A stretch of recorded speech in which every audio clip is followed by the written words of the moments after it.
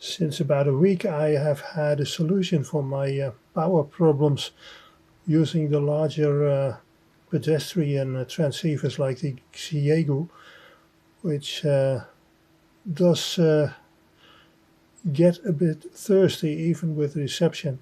So I bought a Jumpstarter for a car,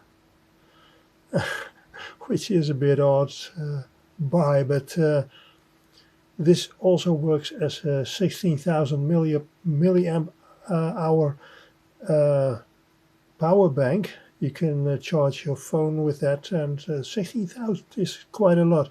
It should be able to do at least 600 amperes while starting a vehicle. It can start moderately sized both diesel and petrol engines. Is it petrol? Gas, you say in America. But that's what it's made for. It has hugely thick copper wires, which are really short for obvious reasons. But I won't be using that. But it is 13.8 volts, and most probably it has a battery that has this voltage. So this wasn't as expensive. It was around 60 euros. And it comes in a neat casing to be transported.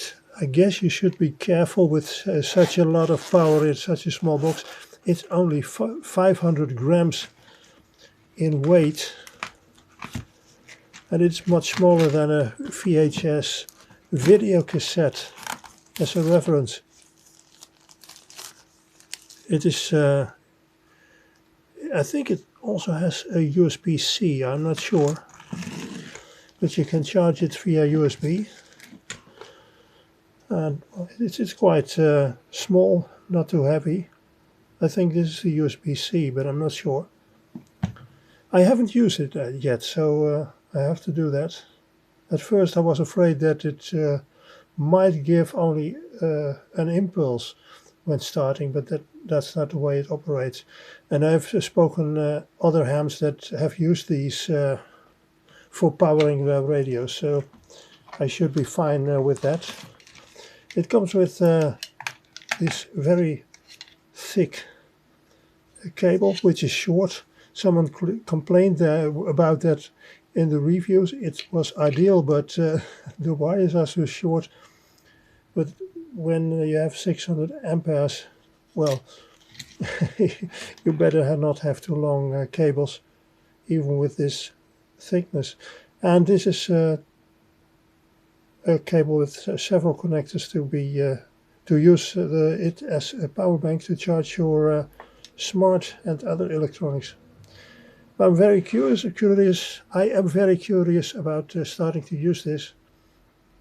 In fact, this item was the reason I bought the battery box, the safe charging battery case, which when I received it turned out to be only capable of handling a fire of a max 5,000 milliamp hours battery. So it shouldn't be sufficient for this.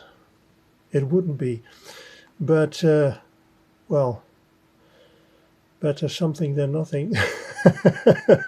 I probably will charge it in that case whatsoever.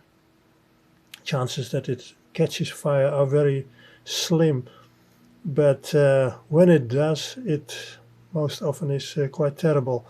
But I'm very curious about this new item. I will trying that at least within a few weeks, probably before that.